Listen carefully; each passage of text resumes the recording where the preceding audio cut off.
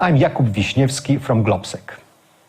Few days ago, I was taking a tram in Bratislava. To my utter astonishment, it suddenly changed direction. Then it stopped. The driver got out of her compartment. She smiled apologetically and said to us, passengers, "I'm really sorry, but I made a wrong turn. You all need to get out, and I call the headquarters so that they can tow me back on the correct route."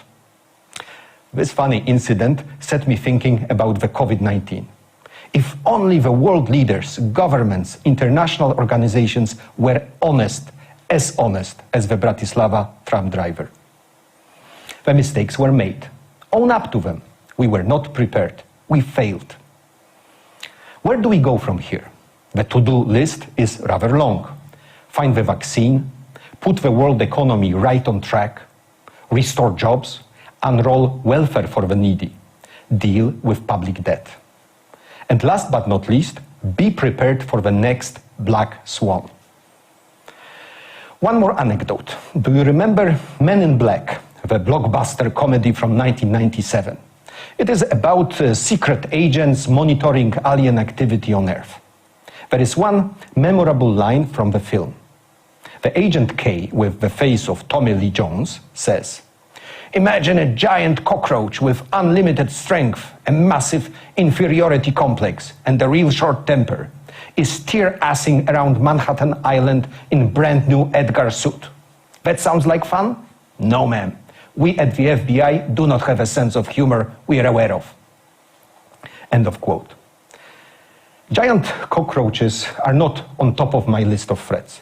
But similarly, respiratory viruses were rarely mentioned in reports before January this year. We as civil society, government officials, business community need to be prepared for the black swans. It may not be aliens, but it can be terrorists or hackers. It can be enormous opportunities that the fourth industrial revolution brings. Everybody who watched Men in Black knows that there is a happy end to the story. The Earth is protected from the scum of the universe. If only real-life solutions were that simple.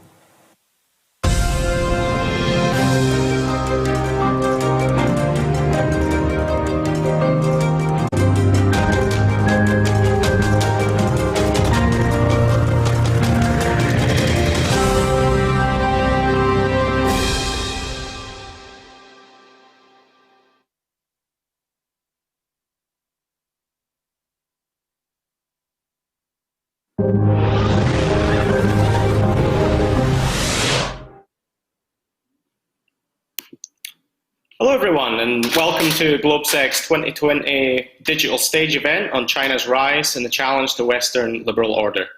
My name is Bradley Jardin, the Schwarzman Fellow of the Wilson Center's Kissinger Institute on China and the United States, here in Washington, D.C. I'm a researcher with a focus on Chinese foreign policy and economic statecraft in the countries of the former Soviet Union. I'm delighted to be joined here today by the Honourable Kevin Rudd. Mr. Rudd has served as Australia's 26th Prime Minister from 2007 to 2010 and also from 2013, and as Foreign Minister from 2010 to 2012. He's also a leading international authority on China. He began his career as a China scholar, serving as an Australian diplomat in Beijing before entering Australian politics.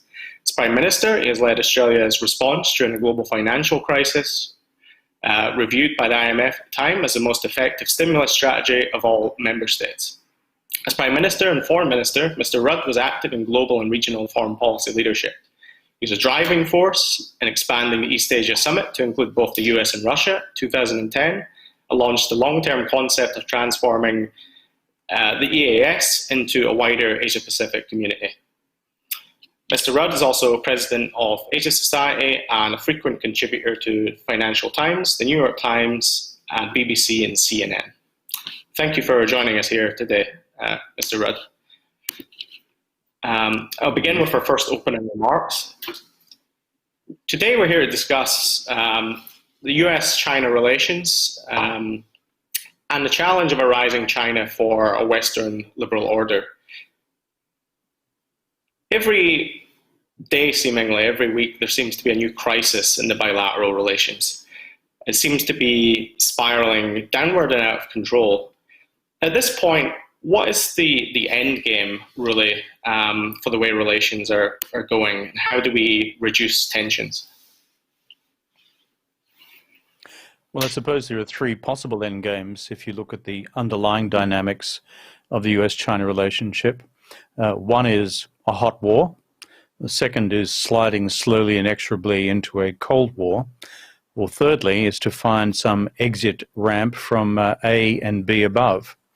In terms of the exit ramp, however, that would require a considerable change in terms of China's current policy direction, because China has become more assertive in its international policy in the last several years, particularly under Xi Jinping.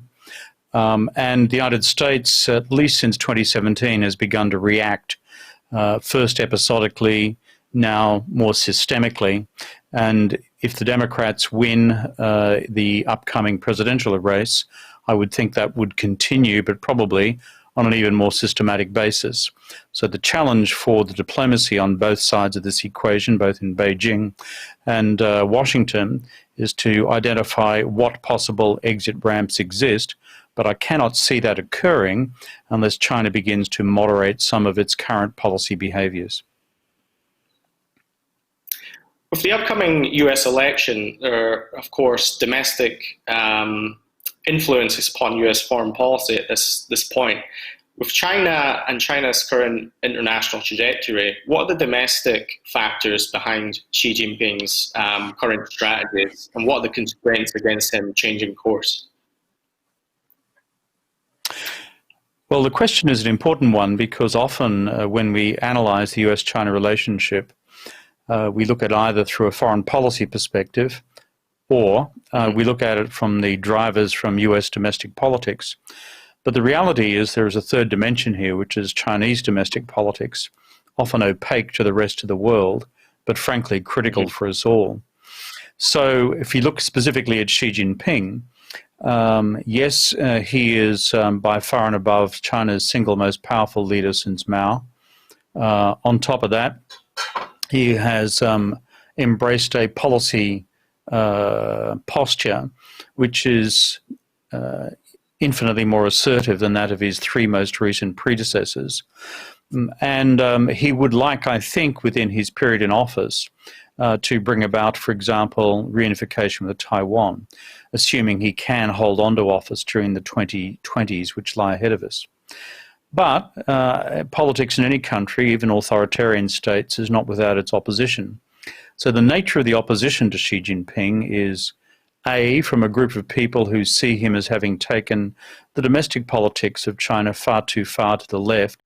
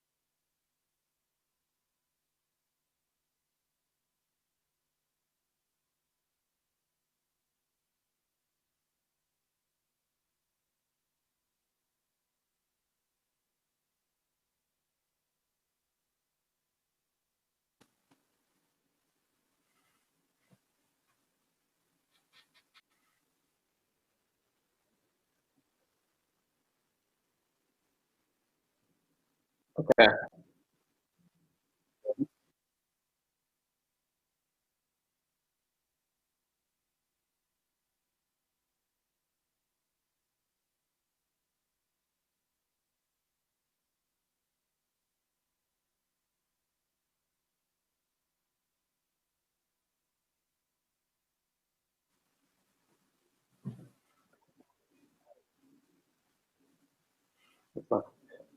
So with the upcoming US election, China is, of course, watching, much like the rest of the world, very closely.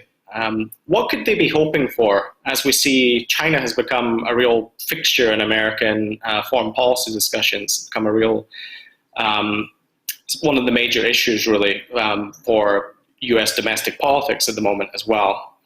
What kind of changes could we expect with a shift in administration, or would China be looking for continuity?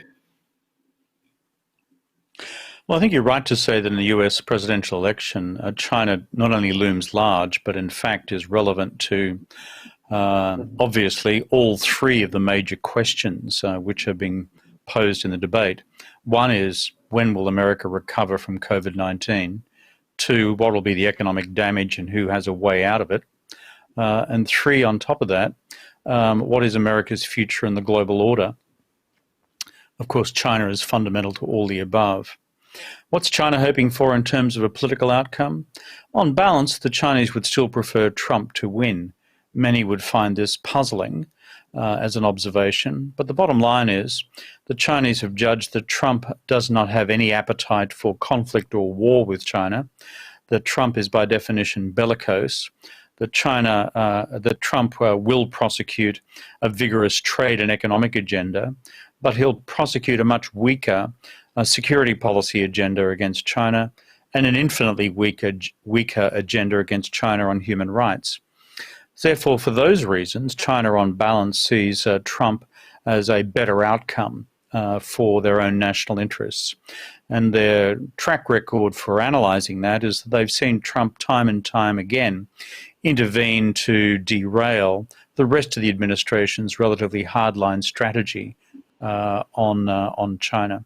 If Biden wins, I think what the Chinese are concerned about, a little bit like Hillary Clinton 4 years ago, is that instead there would be a different, hardline, systematic strategy against China, because many of the personnel who would form part of the national security and foreign policy team for a Biden presidency would have been those who staffed it also for Hillary Clinton. I think that's therefore how Beijing would view the current reality. You mentioned a more hardline approach toward China. In this sense, what would this look like, a hardline approach, in practice, and what would the Chinese worst-case scenario of this be? What was their perception of a hardline strategy? Well, let's look at it first in terms of the economy. There's what we describe as the wider debate on decoupling. At present, the focus on the part of the Trump administration is in relation to trade and the deconstruction of global supply chains which are China dependent. And you see already the outworkings of that with a number of global corporations beginning to offshore their manufacturing requirements to the rest of Southeast Asia or elsewhere.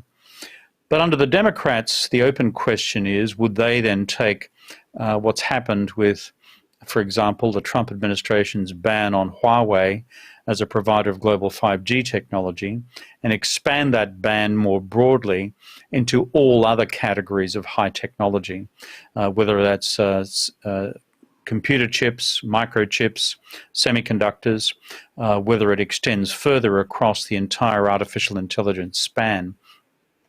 And from China's perspective, that would be difficult and damaging because they still lag considerably behind the United States and the rest of the world in terms of the manufacture of semiconductors.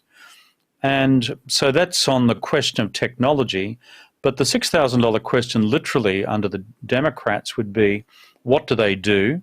And indeed, what would the Republicans do if it came to decoupling the two countries' financial markets? Now, that would be of profound significance given the size of China's own capital reserves and what it seeks now to invest both at home and abroad. So the open question is what would happen in capital markets. In the national security space, I think you're more likely to see a systematic doubling down by the Democrats in support of its friends and allies in Southeast Asia and the South China Sea, and probably an equally robust posture with the current administration on the question of Taiwan. And finally, I think where it would differ demonstrably would be the Democrats would take on China across the board on human rights.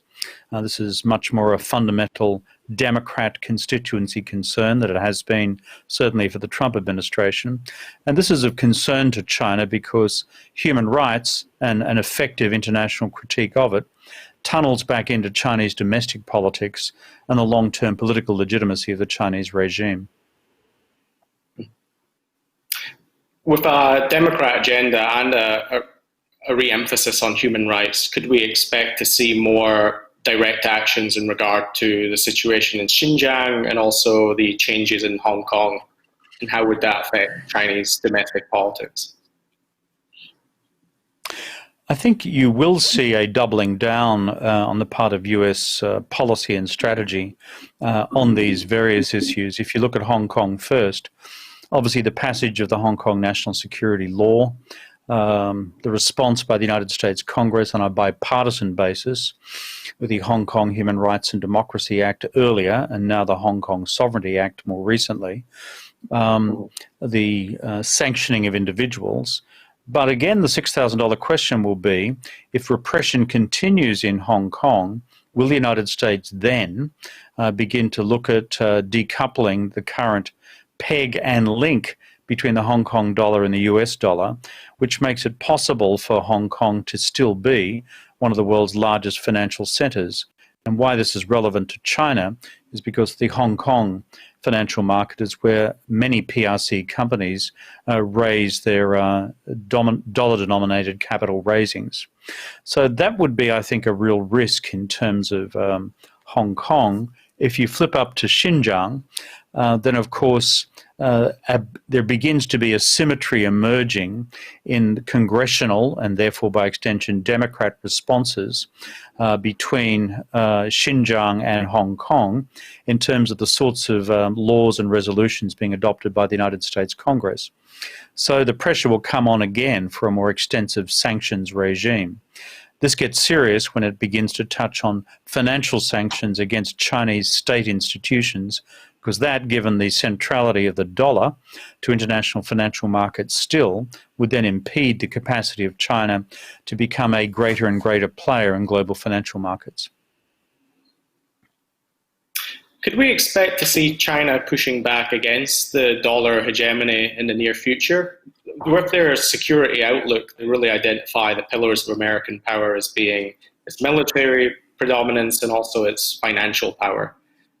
There already seem to be maneuvers of China trying to challenge the dollar in some sense, especially with regard to its new cryptocurrencies. Can we expect to see more such policies in future? Well, you're right to assert, as I have written consistently and extensively, that the twin pillars of American power are the power of its military, conventional and nuclear, plus the power of the US dollar as a global reserve currency, and therefore the currency of exchange overwhelmingly in global financial markets. So China, full of realists, has been seeking to close the gap on both these equations over a long period of time. As far as the dollar is concerned, China's strategy has come in several waves.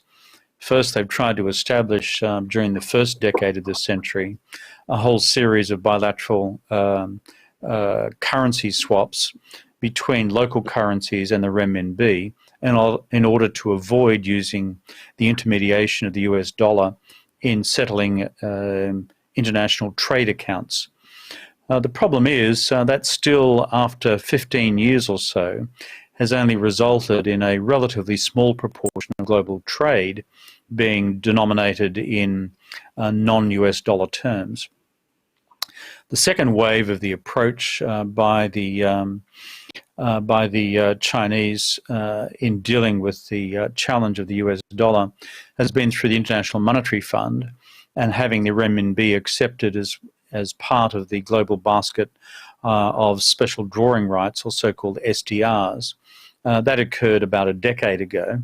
But once again, if you look at the proportion of countries around the world who have renminbi in their national foreign reserves, the total proportion of reserves held in renminbi as opposed to the US dollar or other hard currencies like the euro or the yen, is still relatively small. So now we see the third wave, which is the launch recently of the digital RMB.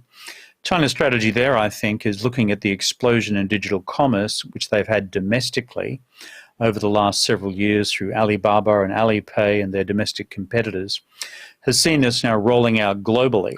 And therefore, if China's being able to dominate the global technology markets for the global digital commerce through these massive platforms, then their argument is we could also dominate global markets as well in having the digital markets settled in a digital renminbi. And this has recently been launched, of course, with the COVID-19 crisis and the migration of much commerce online. It's possible we'll see more and more of this. But what's the ultimate problem? The ultimate problem is still that China refuses to liberalize its capital account, continues to refuse to liberalize its currency in terms of foreign exchange markets. And as a result, China does not have the confidence, the international community, to become a preferred currency in terms of what would then become a central player in global financial markets. So long as China refuses those two core decisions, and frankly, causes the rest of the world to fear that it would still politically intervene in terms of the value of its currency, if it felt as if political sovereignty questions were at risk, it's going to be quite a long time still before the renminbi is in a position to effectively challenge the dollar's current supremacy. And as for global economic order, more generally speaking, with the coronavirus, a lot of debate is being had as to whether China is competing with the US in terms of presenting its model of politics as having been more efficient in dealing with the pandemic. In your writings for Foreign Affairs, you've argued that both the US and China have lost some of their global prestige. Could you speak to that a little bit more and explain why that might be and what the next steps would be for reestablishing some control over the coronavirus globally? Well, I think there's been an assumption and an argument by some, as is the way with many of these more superficial international debates, that when coronavirus broke out in China in January, February, that this was going to deal a mortal blow to the Chinese Communist state. In fact, as I've written elsewhere, you could almost hear the audible popping of champagne corks in various corridors in the Pentagon. That was dumb in itself because it failed to demonstrate any level of real solidarity with the Chinese people going through a terrible period of pain and suffering. But also it was grossly premature because it assumed that the Chinese would not get in control of this. And instead what emerged was a China which could effectively, through its own authoritarian systems and surveillance technologies, bring about levels of social surveillance and social isolation, which would perhaps have been impossible in Western liberal democracies. However, the takeout is this: the centralized one-party state nonetheless failed to prevent the outbreak of this thing. There were huge failures in the Chinese system in the first critical 3 to 4 weeks of the initial outbreak, which enabled it to go from a local outbreak in a part of Wuhan, in Hubei province in China, to then head out across the entire city, the rest of the province, and to other parts of China, and then to the world. And it doesn't matter how much propaganda is applied to this, the bottom line is that's where the virus came from, and the Chinese system failed to contain it in those first critical few weeks. And they should have done so based on the deep learnings from the SARS outbreak of a decade or so before. As for the United States, obviously the champagne cork ceased to be popped when the virus arrived in the US of A. And then we saw on full display the rank incompetence of the Trump administration's efforts to rein in the virus across the United States, ranging from non-scientific denialism on the part of the president through to his episodic advocacy, a bit like a 19th century quack apothecary of certain cures for the American people, to then blaming the states of the US Federation for their differing levels of response. But what's been on display around the world and used for propaganda purposes within China itself is the dysfunctionality of the American democracy in dealing with this challenge. But at the same time, other democracies, for example, in New Zealand, other democracies, for example, in Canada, or other democracies in various parts of Europe have managed this reasonably well, not to mention those in Japan, and most acutely from a Chinese perspective on Taiwan. What happens in the post-COVID world, whenever that happens to be, if and when we obtain a virus, and that vaccine, I should say, against the virus, and the vaccine is properly distributed, I think we're going to see a damaged China and a damaged America. And the question for both of them is, how do they rebuild domestically, but most critically rebuild their global credibility, which for different reasons has taken a huge whack as a result of COVID-19. I believe we're taking a question from Russia. Should be appearing on screen. Hello, and thank you, Prime Minister, for your very interesting thoughts. I am Mikhail Troitsky from Moscow, and my question concerns your assessment of the current extent and also the desirable extent of coordination between the United States and its allies, including Australia, of their policies and approaches vis-à-vis China. So do you believe there's enough coordination between the United States on one hand and the European Union and Australia on the other hand in their approaches to dealing with China? Should that coordination be stepped up perhaps, or you are just having enough of it? Thank you very much. Well, thank you very much for the question, and my greetings to all of our friends in Mokpa. I've been there quite a number of times. And also looking at the question of Russia-China relations as well, which I find inherently fascinating. I think what has happened is the United States over quite a long period of time has sought to coordinate a general policy on China with its allies, both in Europe and in Asia. But for various reasons, various of the allies have been unwilling to be drawn into a more generalized US-China strategic confrontation. Not just economic reasons for not wishing to be so involved, but a range of foreign policy factors as well. However, what has changed, I think, in the last year or so has been almost an automatic reaction against China by a number of European and Asian democracies in particular, as China has become progressively more assertive. And certainly we saw some signs of that in 2019, but in 2020, particularly in the COVID world, we've seen an eruption of tensions between China and a range of other countries semi-simultaneously. Certainly with the Canadians, certainly with the Australians, certainly with the Japanese, and certainly in Europe with the British and with others. And the net consequence of all this has been that whereas before there may have been some reluctance on the part of America's democratic allies to begin to coordinate policy and strategy in relation to China, China itself, by virtue of the dynamics of its new assertiveness, reinforced by what they describe as its wolf warrior diplomacy, using the Chinese term 战狼外交, has in fact created its own reaction. And as a result, we now see almost spontaneously a greater interest on the part of allies to have a common script in relation to China. I've observed this myself in the last 6 to 12 months, the last months in particular. Now, where it goes to in the future is an open question. I think it hangs on two obvious variables. One, if Biden wins, that will provide the allies with greater comfort because the allies have generally found Trump to be mercurial, unpredictable, and generally domestically, politically unacceptable.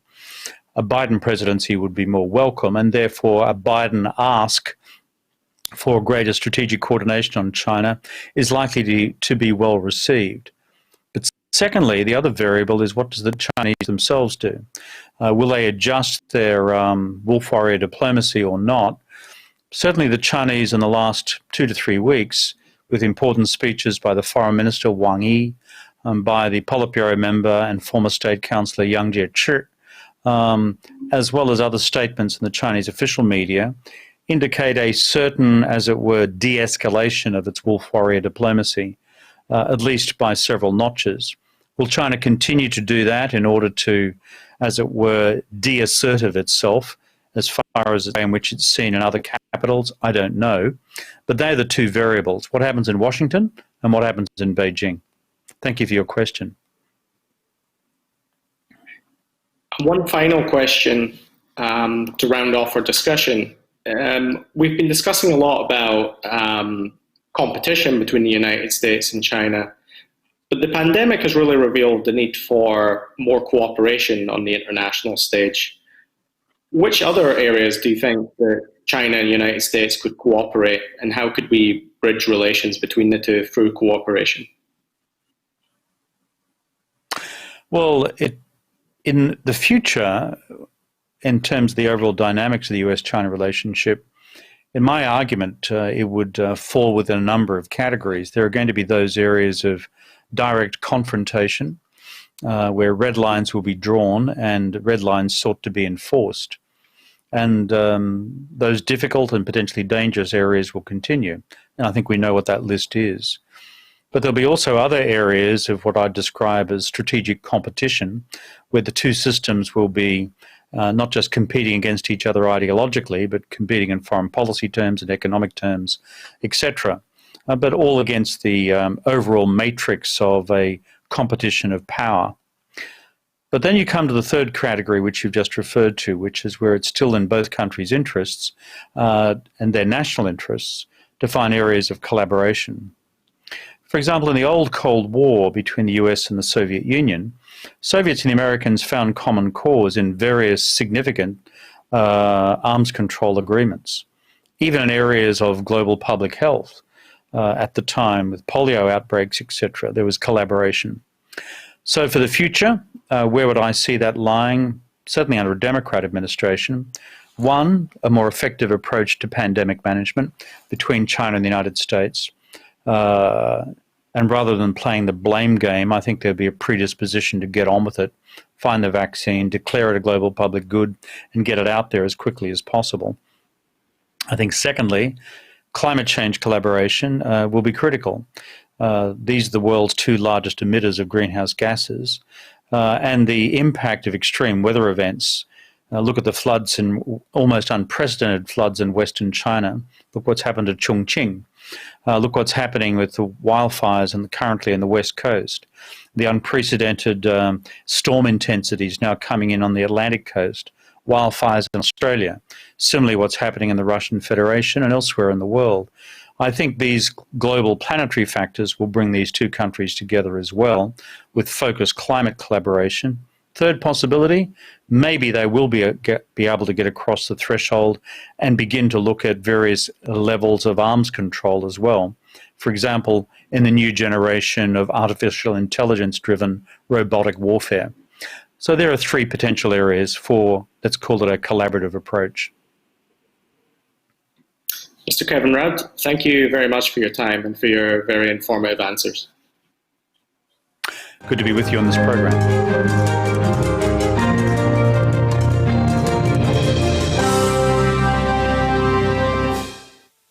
Even prior to the coronavirus pandemic, the US-China tensions have spilled over into global trade and heightened political confrontations. In addition to President Trump's trade war, the US has repeatedly condemned Chinese track record on human rights and upped its military presence in the South Pacific. The relationship is at a low point, probably the lowest since the US formally recognized China in the 1970s. The big question is whether or not we will see a further deterioration or there is a chance to salvage this relationship. As the world's largest economies and two military superpowers, This question has ramifications beyond their diplomatic posturing. The EU is often caught in the middle. And that's due, on one hand, to a lack of coherent foreign policy when it comes to Beijing. EU considers China both a partner, a competitor, a strategic rival, pointing at Beijing's treatment or unfair treatment when it comes to European multinational corporations and lack of access on one hand, and their anti-democratic governance structures on the other, but in the same time struggles to find the perfect middle ground to cooperate with China. The EU has reached across the pond to try to find ways to work with the United States when it comes to the relationship with Beijing, but the low tide in the transatlantic relationship might have a say. The big question moving forward is how we will be able to ensure that we are not moving towards an escalation of this conflict into something that will have global consequences, and how we will be able, as transatlantic partners, to work with China without sacrificing our liberal values.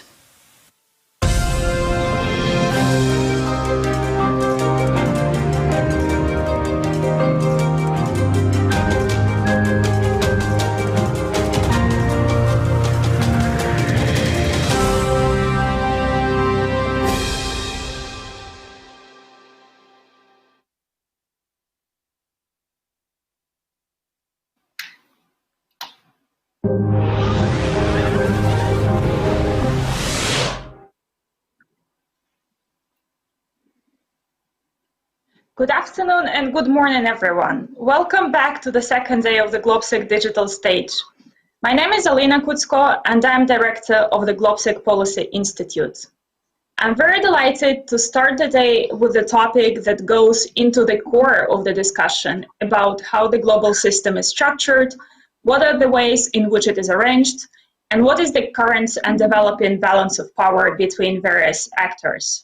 From climate change to trade to pandemic to security, the debate about the future of relations between the countries globally is very much underway.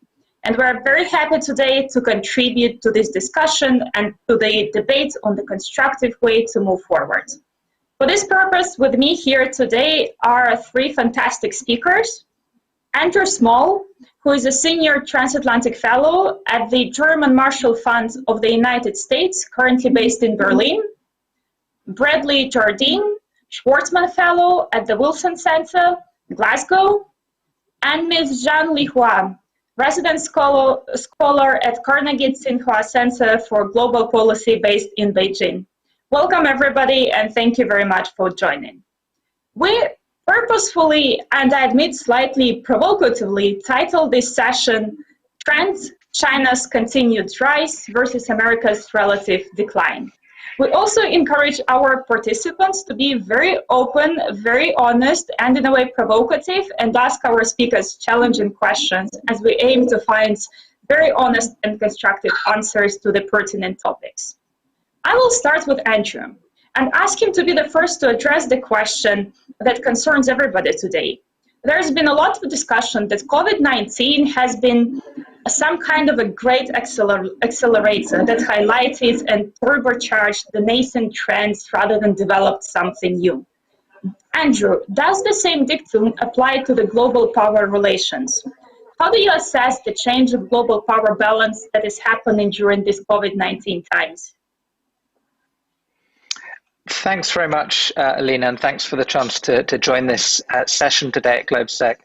So I think you can begin by analysing this through the economic prism, of course, and what this does to the distribution of power as a result of the COVID-19 pandemic. China was, of course, hit first, has recovered first. A number of the other Asia-Pacific countries that were hit in the first phase too and generally dealt with the pandemic very well are also recovering relatively quickly. The US even now has failed to get a grip on the pandemic really at all.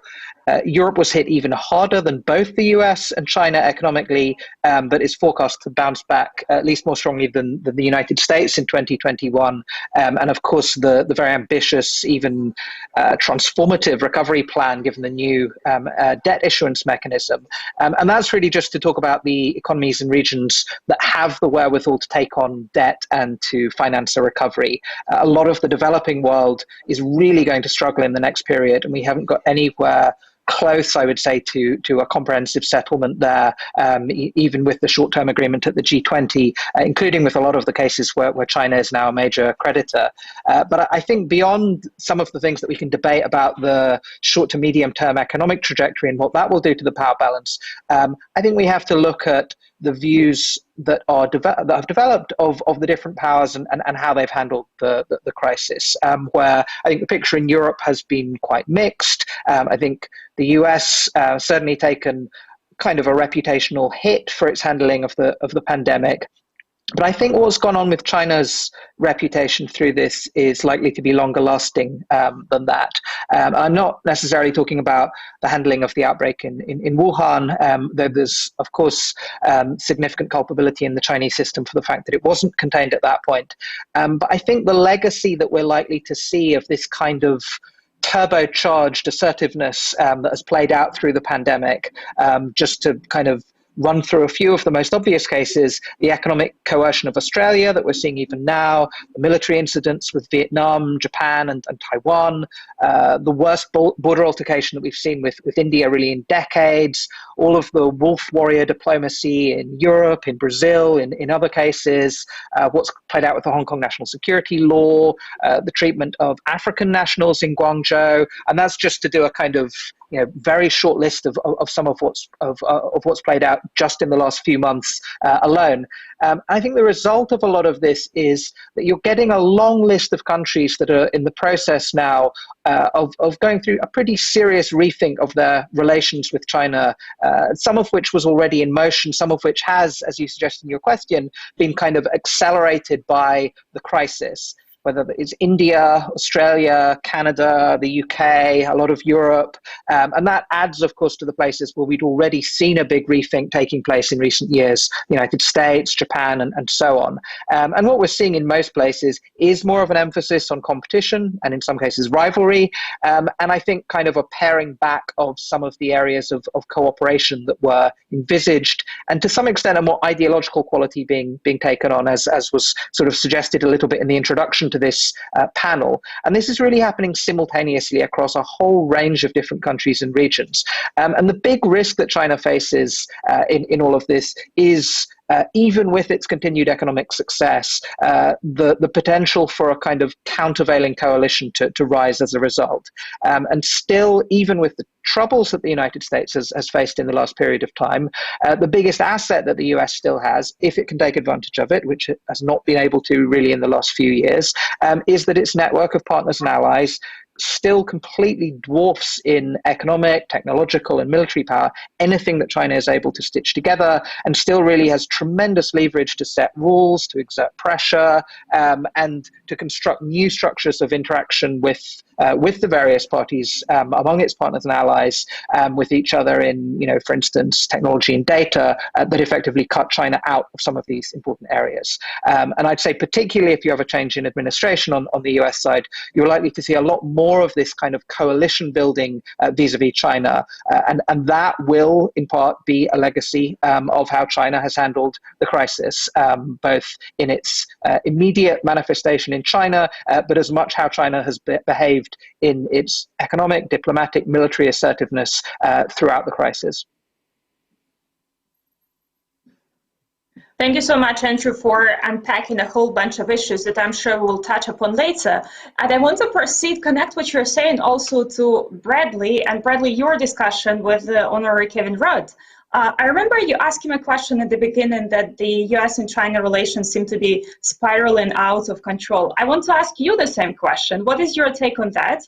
And whether there is a qualitative change in the relations between US and China, but also US and Chinese position globally in the world in the aftermath of the COVID-19? I think there's been a huge shift in US rhetoric and outlook toward China. We've, of course, had decades based on the assumption that cooperation, trade with China would eventually lead to a systemic shift within China itself, or a more liberalization of its political system. There seems to be a growing consensus within the US especially that hasn't been the case, and that China is now framed as a major challenger, a systemic rival at that, with a different political, economic, and ethical structure that challenges the US liberal order. So now this challenger rhetoric has really become the centerpiece of how we think about relations. And to speak to some of what Andrew was saying, it seems that the pandemic has actually acted as an accelerator, where we're seeing now even the response to the pandemic itself was presented in competitive terms. The China model versus the US model. China model taking a lot of global criticism, of course, for the initial cover-up of information and the delayed response to the virus, which allowed it to become a pandemic to begin with, but also in terms of the US, which has also been slow to respond and has taken a large economic hit. China has been placed in a very difficult position and will continue to be for the near future, both in terms of dealing with criticism, labelled out with regard to its handling of the crisis, but also with the Belt and Road project, which has been the major flagship Chinese initiative on the global stage. Now we're going to see a lot more, as economies around the world are facing a lot of strain, they're going to struggle to pay back these Chinese loans, which is only going to enhance the criticism of China and Chinese foreign policy that's been labelled for years now, which is this idea that China's launching debt trap diplomacy, this idea that China will indebt countries and then seize strategic assets from them, whether it be ports or gold mines in the case of Central Asian countries such as Kyrgyzstan. This places China in a difficult spot where it will need to collect its debts back in order not to, for its projects to suffer too much economically. But at the same time, it would be a PR issue for China to be bridging relations with these countries and then to claim such assets. So this is going to be difficult as navigating the Belt and Road in the long run. We'll probably see a shift in China's strategy of a more focused Belt and Road project, where there's going to be a lot more scrutiny over investments, a lot of efforts to try and avoid these so-called white elephant projects that seem to have no economic value. So in some ways, I think the Belt and Road, as being the major flagship aspect of competition between the US and China globally, we could see China retrenching almost, focusing on core areas and having a more rational allocation of resources with regard to that. Thank you so much, Bradley. And I would like to ask now Ms. Zhang Lihua to respond to the previous speakers. We can definitely sense that there is a much more awareness and even concern in the West about the rise of China. How does it seem from Beijing? And how do you see the change in the power dynamics in the global system now? Okay. Thank you very much for your inviting me and your thoughtful arrangement for this event. I want to talk about how has COVID-19 impacted the distribution of power globally. Some people think that the coronavirus has affected the global distribution of power. China is getting stronger, and in comparison, the United States is in decline. The world is forming a bipolar system between the US and China. I disagree with this view. I don't think that COVID-19 will fundamentally change the global distribution of power. The US is still the only superpower in the world, and the EU, Russia, China are other major powers. Although China is rising, China has no intention to challenge the status of U.S. and no intention of challenging U.S. positive position in world or campaigning with the U.S. for global hegemony. Since the COVID-19 pandemic,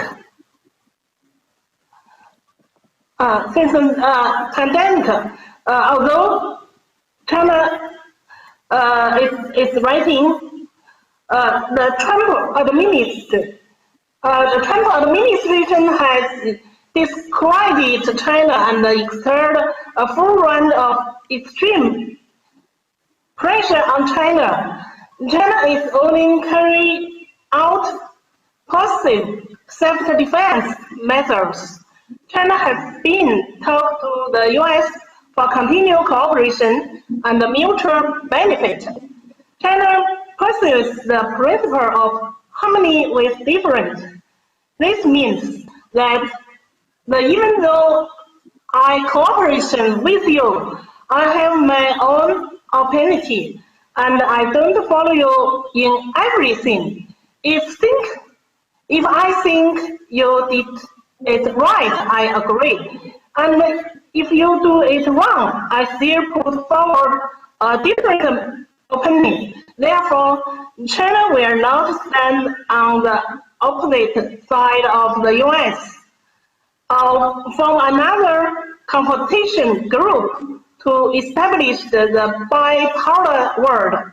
Therefore, there will be no fundamental change in the current international structure of one superpower and multiple major power. This is my idea. Thank you. Thank you so much for explaining some issues that we've been struggling with.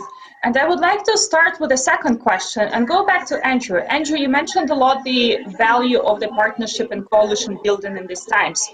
And I'm wondering how the relations between the United States, Europe, and China could look like. Because we know that even relations between the EU and US have not been the most stable. Definitely they're good, but there are certain frictions. And there are definitely different levels of relations between the EU and China and the US and China. Could you untangle that a little bit and maybe also mention which areas could be the areas of strategic partnerships and in which areas specifically still the three centers of the relations are still seeing each other as competitors? Sure. Well, maybe starting with the US dimension. And again, we're a few months out from an election, so we know in principle the trajectory that things are headed on under the Trump administration that we might expect to continue. I think on the US-China front, we'd probably see things stabilize a bit if there's a change in administration in a few areas, less arbitrary use of tariffs, language would be less confrontational, and there'd be some attempts to resume cooperation in at least a couple of areas, such as climate, if you had a Biden administration. But as I suggested in the first part of the discussion, I think a Biden administration would also see a far more serious push to join forces with allies on China, with the Europeans in a very, very central role. And I think the prospects of that happening and happening seriously would be much more likely if you did see a change in administration. And I think it will be one of the major priorities for a Biden administration and in the transatlantic relationship if you do get a change in the elections in November. And then on the US-China side, I think most of the fundamental areas where competition has accelerated in the last few years, economic, technological, even ideological, military was always there before, or at least in the last couple of decades, all of that will continue. I think the European case is a more complex case.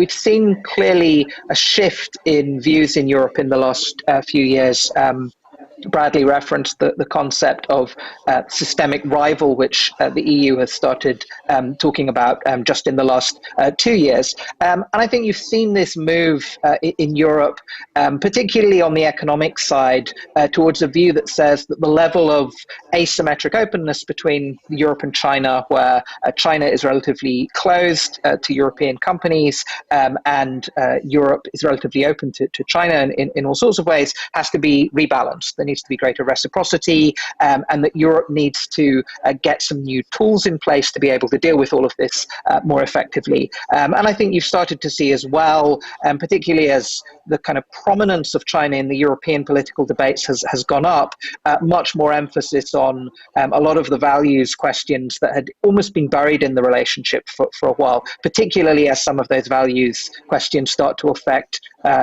things at home in Europe. And 5G was a big example of that, where I think when you're talking about data security, privacy, and so in Europe itself, that in addition to all the questions around, for instance, Hong Kong, starts to raise the salience of the values dynamics in the Europe-China relationship. But I think Europe had still really wanted and still wants to find a fairly substantial set of areas of partnership with China.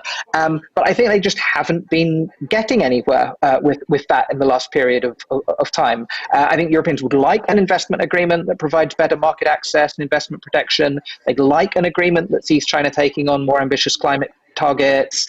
Even on the Belt and Road, I think they'd like to be able to cooperate on high standard infrastructure in Africa and elsewhere. But these can't just be kind of theoretical areas where it would be good if the two sides were able to work together. I think the sense on the European side, even for the biggest advocates of the partnership, is that they've been trying again and again and really getting nowhere on this. And so I think even on some of the areas of potential cooperation, I wouldn't be surprised if they didn't take on a more kind of competitive quality as well. So, for instance, climate cooperation, yes, I think that will continue to be a priority, but with a carbon border adjustment mechanism or other sorts of steps. Trade cooperation, yes, but with stronger tools to go after Chinese subsidies, enforce reciprocity. Belt and Road cooperation also would continue, but I think with more of a push to provide high standard alternatives for countries and to go after unfair competition with Chinese firms. So I think the sentiment in Europe as well is that even some of the areas of potential partnership are taking on a different quality now as a result of kind of this continued kind of bashing against the brick wall that's been going on with China in the last few years.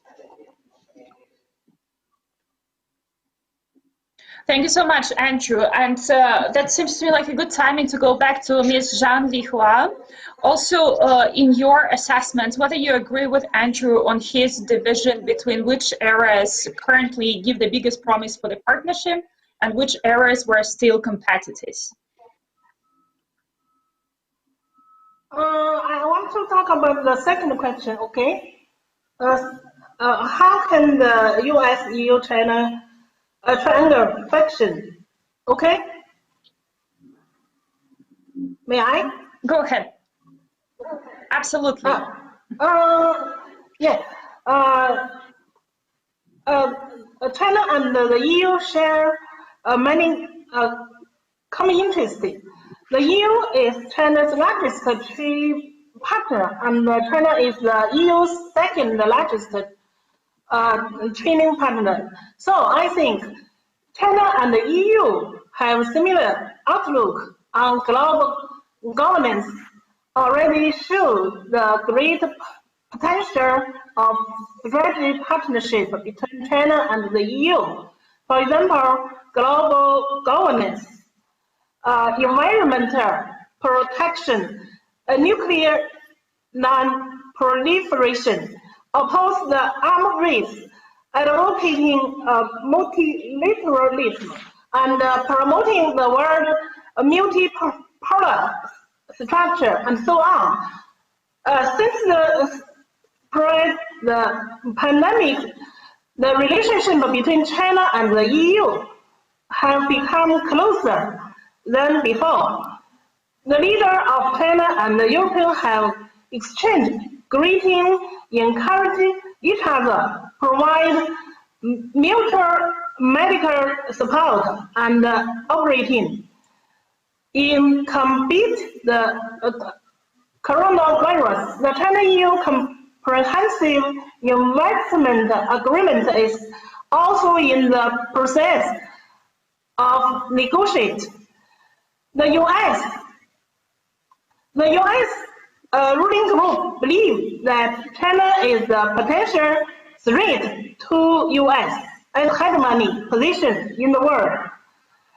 Regarding China as a strategic competitor or even an enemy, this is actually a misperception about China. China is a socialist country, it's true. But it is the stand for peace and harmony country. Chinese traditional cultural values such as harmony, benevolence, righteousness, courtesy, wisdom, honesty have influenced the stature of the Chinese people and the Chinese leader and China's foreign policy.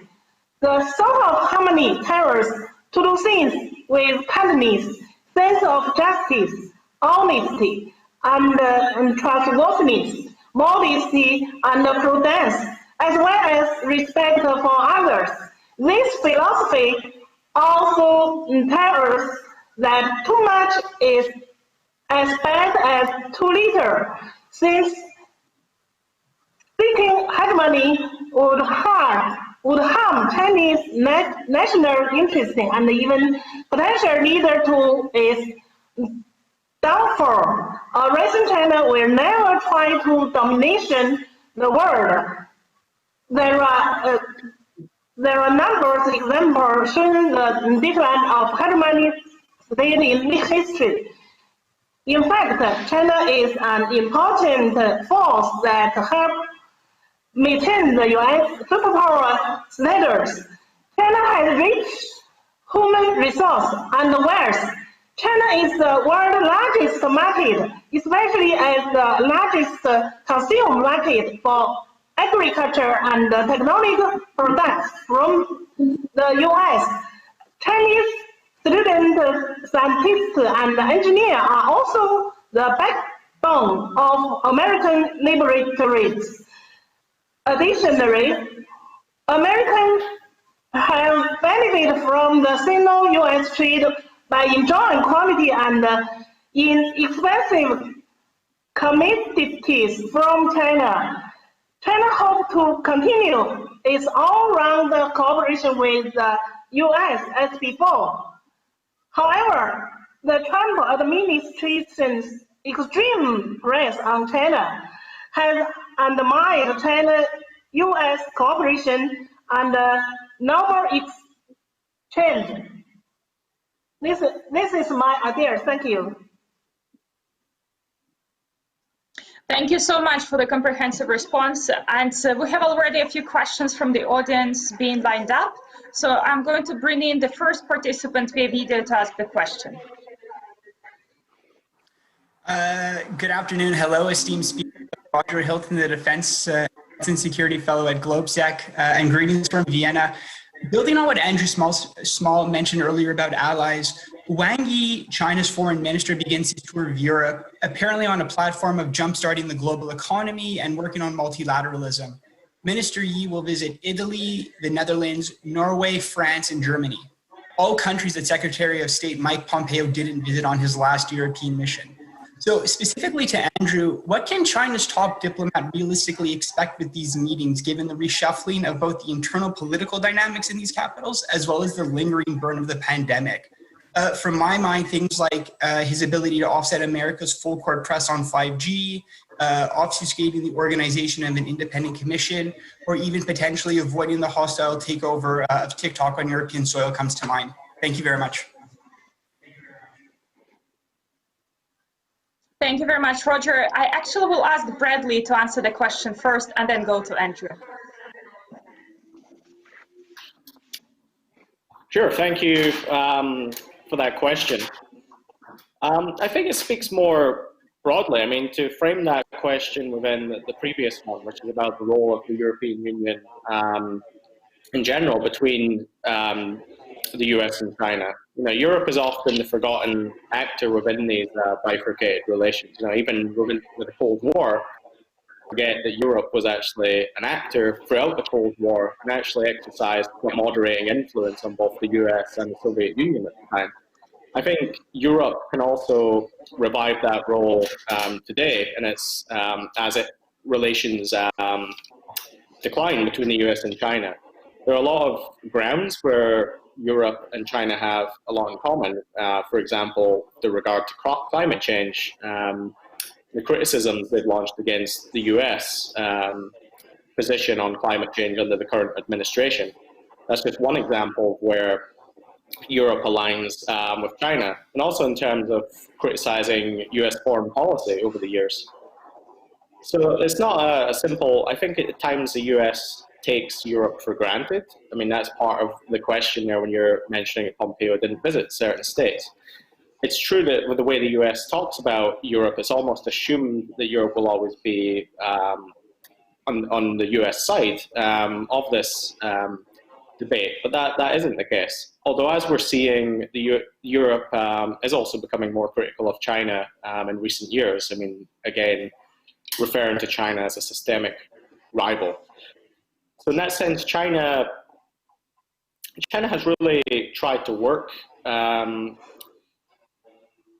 to change the European perspective over them. We've seen forums such as the 17+1 format, where we've had China bridging its relations with the countries of Eastern Europe.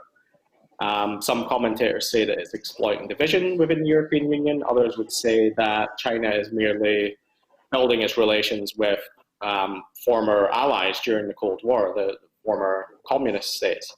So in that sense, it's really leveraging its historic ties and connections in Europe to pursue important strategic ends.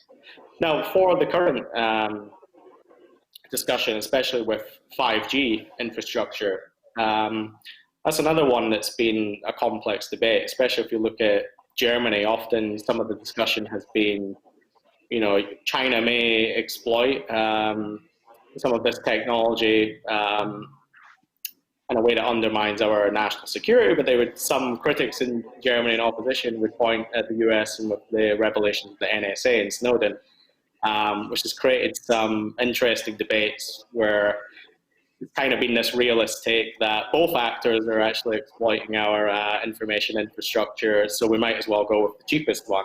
Or that's at least what some opposition politicians have been pointing out. But that's a good example of where US policy has actually been short-termist and actually undermined some of its long-term credibility. So there needs to be more of an adjustment on the US part to upholding these principles if it's to be an effective competitor against China for Europeans.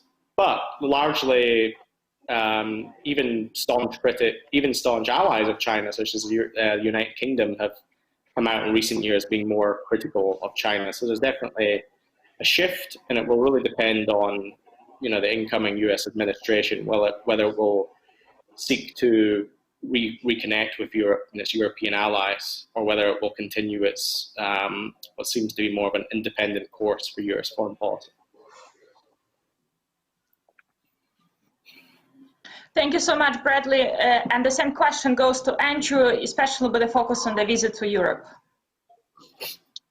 Yeah, sure. Thanks for the question. So I think Wang Yi's visit is part damage limitation exercise and partly preparation for the fact that Xi Jinping will be speaking to the European Union leadership and Chancellor Merkel in the middle of September. It's damage limitation because I think there has been some surprise on the Chinese side how badly things have been going with Europe in recent months. I think the way the EU-China summit played out in June was a little bit of a shock the very kind of blunt language used, particularly by European Commission President Ursula von der Leyen, and the fact that essentially all the things that might have been agreed on a kind of future cooperation agreement to 2025 were pulled completely by the European side because there'd been so little progress on any of the other major priorities, in particular on the investment talks. What Wang Yi essentially has to determine in the next period of time is whether China is really going to have to, and whether it's capable of moving on a couple of these big issues, because the German presidency is going to be this hinge moment for the Sino-European relationship. There is a real continued interest in salvaging important parts of the cooperative agenda. But the political tide in Germany has turned as well. It's turned on 5G as well, as it has in most of Europe. The only reason Germany is still holding out versus some of the other countries now is because the government won't put a bill in parliament because it doesn't have political support to give Huawei the role in its 5G networks that it would like. And there's been a huge turnaround on that, which is again accelerated during the COVID-19 crisis. The question is going to be, particularly after Angela Merkel departs, this will be essentially her last year. People are already preparing for the aftermath, and the mood from most political parties, even in her own party, is for a very different balance of approach. Now, if in this little period of a few months, the Chinese side is able to make movements on the investment agreement and on climate, then it may still be possible to lock in certain forms of partnership with Europe going beyond the 2020 period. But there's a real risk that if that doesn't happen, and if the damage limitation exercise is unsuccessful, and there's still a view on the Chinese side that says that there doesn't have to be serious give in these areas, then we will get to November, January, December period of time in which you are, if there is a change of administration, going to have this very big renewed push on the transatlantic front for closer coordination on China, and there'll be a very different level of appetite in Europe to be responsive to that. Yes, Secretary Pompeo has not necessarily been able to make as much progress in the short term, but you've even seen from the EU side the willingness to launch this new US-EU dialogue on China to find closer ways to cooperate. And I think that sort of effort would accelerate considerably at the end of the year and beyond. So I think it's a very delicate juncture, and it will be interesting to see whether Wang Yi actually takes back some of the messages and whether we get real progress on the Sino-European front in this call in mid-September, because otherwise I think there's a real risk that the Sino-European relationship heads into very, very different territory by the end of this year. Right. Thank you so much also for outlining the time framework and the expectation that we have with, connected to the changes of political leadership in so many countries in Europe and also in the US. We have time for one more question, and I want to go back to the discussion about the Chinese Belt and Road, but also the competition for influence, not necessarily domestically within the European Union or the US, but also in other countries, be it in the neighborhood of the European Union or elsewhere. And I will go first to Jean-Li Hua. There's a lot of discussions in the West that Chinese Belt and Road Initiative is questioning the Western liberal order. Do you agree with this statement? Yeah, the China's Belt and Road Initiative is purely an initiative for economic cooperation. It aims to open up transportation routes between China and its neighbor, and as well as the country along the Belt Road, so that China and other countries can develop together and get rich together. There is an old saying in China: I'm good, you are good, everyone is good, so that the world can be good. China's development is closely linked to the development of other countries, and a rising China can also lead other countries to prosperity. The BRI is not intention to, and will not challenge the existing liberal economic order, nor to compete for the dominations of the global value chain. China just want to achieve collectively mutual benefit, win-win cooperation, and common prosperity between China and other countries. The Belt and Road project are largely compatible with the existing liberal economic order. Chinese companies that are investing in construction projects strictly obey by the rule of market and the law of the host country. Chinese cooperation understanding and undertaking projects in EU country also comply with the EU law. Since its economic reform in 1978, China has learned a lot from US and West countries. Freedom, democracy, and the rule of law have been incorporated into China's core socialist value. That China wants to maintain the existing global economic order and liberal order. Regarding the challenge, due to the extreme high debt ratio of the US and the decline of US dollar, the BRI may adopt a variety of other currencies, such as euro, renminbi, digital currency, or even better, which could challenge the predominance of US dollar. Some German and French elites are worried the China's Belt and Road project will compete of their infrastructure market.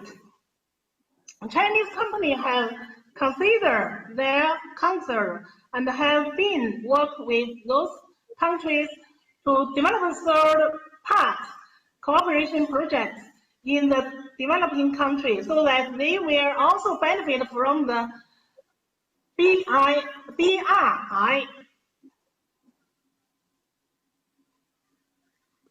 About the, just now, somebody talked about the problem of BRI.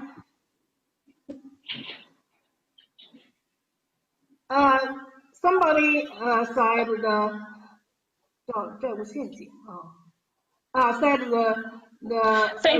lowest. So thank you so much. Yeah. Perfect. Thank you so much for your take on that. And I will ask Bradley and Andrew in about 70 seconds each. How do we respond to the Chinese Belt and Road Initiative? And also there are questions from the audience connected to that. Legitimately, it would be expected that there's a economic support or loans offered from the European side, especially to the neighborhood countries, to counteract the Belt and Road Initiative. How do you see the impacts of Belt and Road Initiative, and what should be the European and US responses to it? Bradley, would you like to go first? You have 60 seconds. Okay, thank you. So first, the Belt and Road is not necessarily a challenge to the liberal order. Actually, often the Belt and Road is successful, especially because of the fact that there actually often aren't presented alternatives for a lot of countries. There's a lot of room still for cooperation with China, especially because much of this infrastructure is needed worldwide. It would lead to global growth.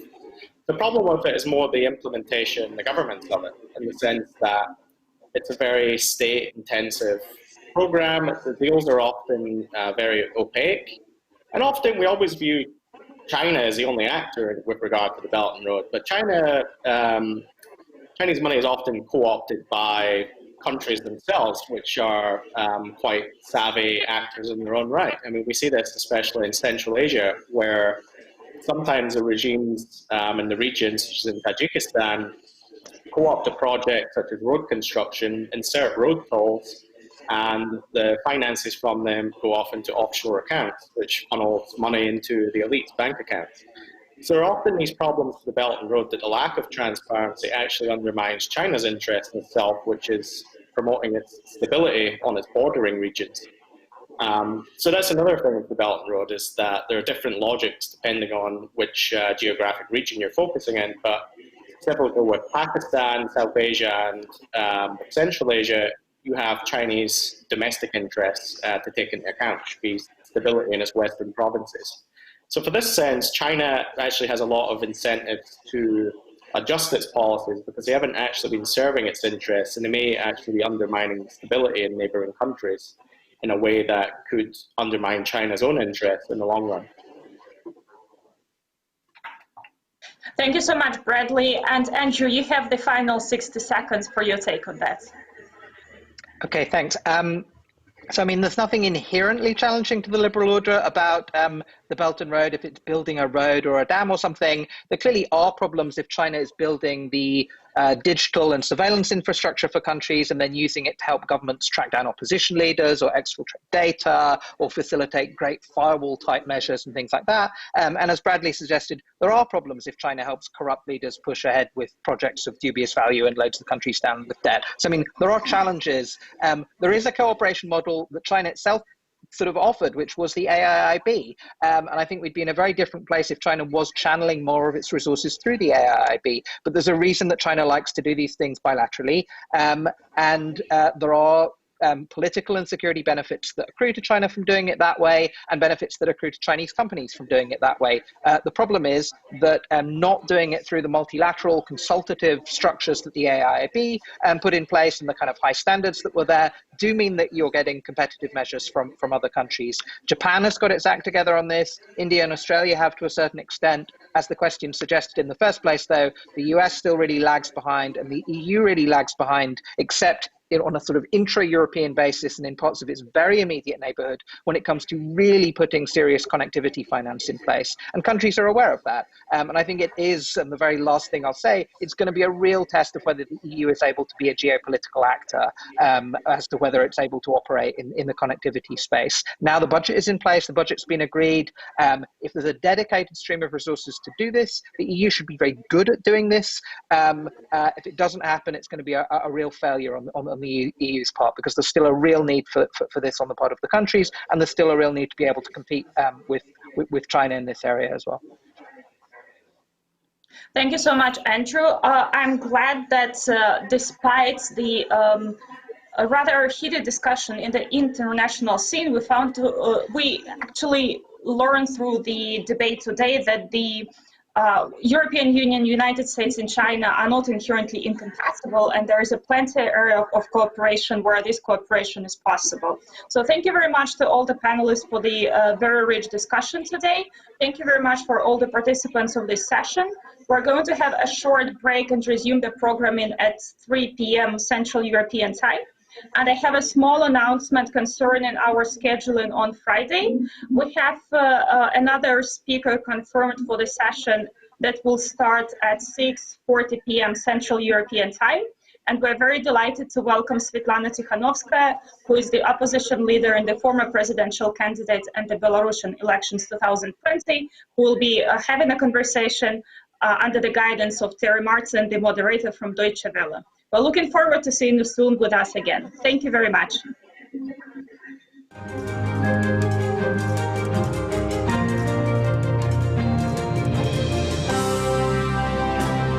GlobeSec Bratislava Forum is the platform to tackle disruption and discuss solutions for better tomorrows. The basic theme of disruption is crucial because, to me, the issue is not whether it's climate change or whether it's the Chinese or the Russians or whatever. It's actually the concatenation, the mix of them all. And that's what I think is so valuable about this, because it is a generalized conference. It allows us to see how